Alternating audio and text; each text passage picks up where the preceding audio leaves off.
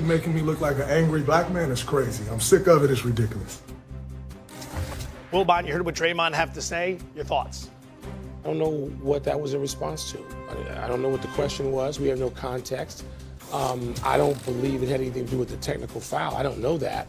But we know there was an incident where a fan was thrown out of the arena because of what he said to Draymond, or at least in the vicinity of, while Draymond was on a bike, stationary bike, trying to stay warm as players do. We don't know.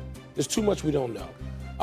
But, you know, the rant that we heard, if you want to call it that, it's interesting to those of us who, I'm often an angry black man and ain't going to apologize for it.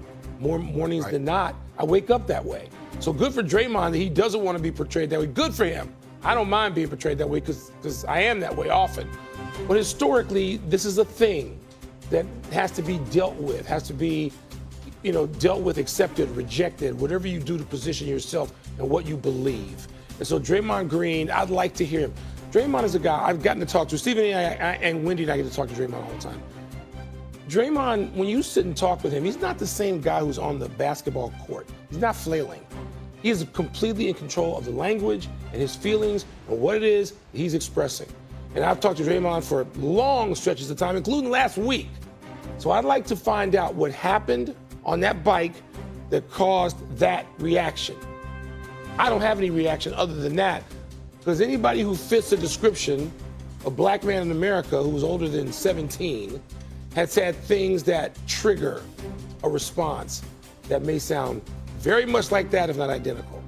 I get it, and I'd like to find out what triggered it. I don't have the context or understanding of the words, so I'm going to focus on the actions. Focus on the actions that happened on the court. He's played 9 games this playoffs. He has 5 technicals and 2 flagrants. Okay, he was fortunate, although if you talk to people in the league, one of the things that drives him crazy is how what Draymond gets away with after he gets called for a technical.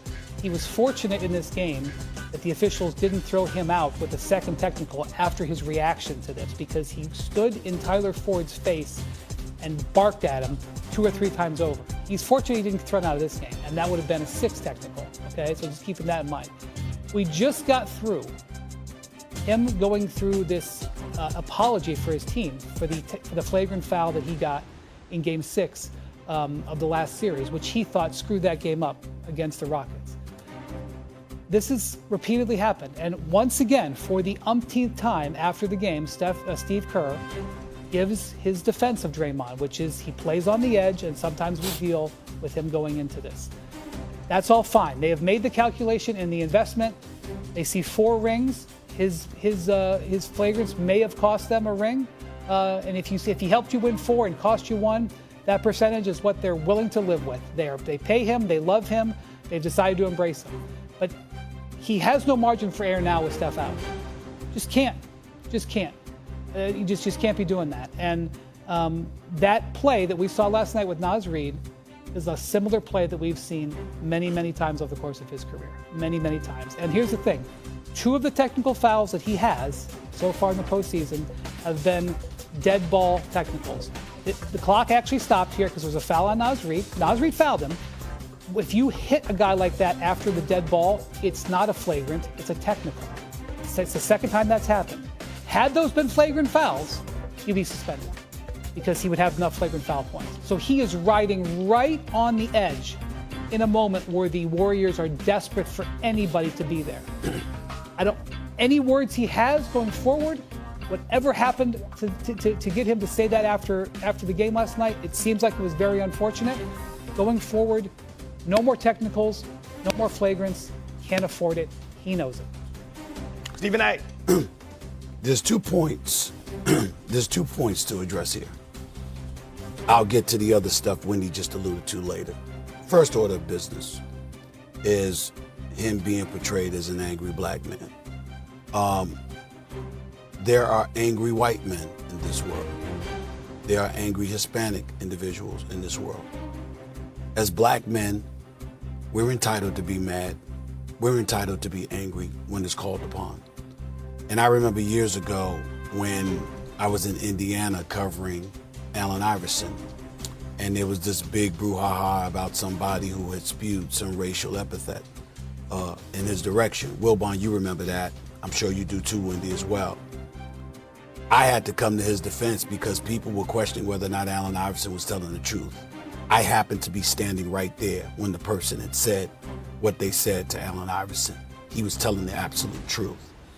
I remember Russell Westbrook looking at a fan in Utah and screaming on everything I love, basically threatening him like, I'm going to deal with you, because the guy was screaming some stuff at him and it was highly offensive to Russell Westbrook. Players go through these things sometimes. And you do have fans who pay the price for tickets, and clearly, especially if they're inebriated, they just feel emboldened to say anything that they want. And it's something that they would never do in the streets if they just walked up to one of these players. They would never do that, but they're emboldened once they're in the stadium. So when Draymond said what he said, I definitely could relate because I've seen it happen to players before. I don't believe that Draymond is lying one bit. The fan was removed. And most importantly, under certain circumstances, players have every right under the sun to be angry. And it shouldn't be a situation that invites skepticism just because you're angry and you happen to be black, as if you're not entitled to react in an abrasive fashion if somebody comes at you in an abrasive fashion. Having said that, now we get into more specifics about Draymond Green. Do y'all know that Draymond Green has 37 technical fouls in the postseason since entering the league in 2012-2013? That is 15 more than any other player. Why do I bring that up? Because the same Draymond that Wilbon, myself, you, Wendy, would all defend and say he's a good man. He's a really good dude. He's very smart. He's family oriented. At his core, he is as decent as they come. It's hard not to have love for Draymond if you know him a little bit, because he is a really, really, really good brother. But there does come a point in time where even to your brother, you're saying to yourself, you do understand there is some culpability here, right?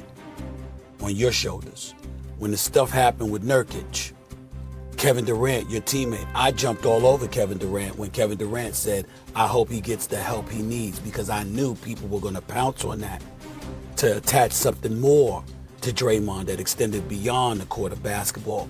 And I thought that his former teammate, Kevin Durant, should have been sensitive to that. But the choking of Rudy Gobert, the constant barking in the face of officials that would get anybody else ejected, but he gets away with it.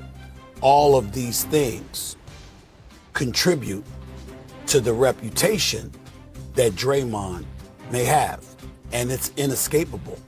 And telling him that shouldn't invite the level of vitriol he might come back at you with. There's a difference between condemnation and simply pointing out, yo, bro, we're trying to help you here.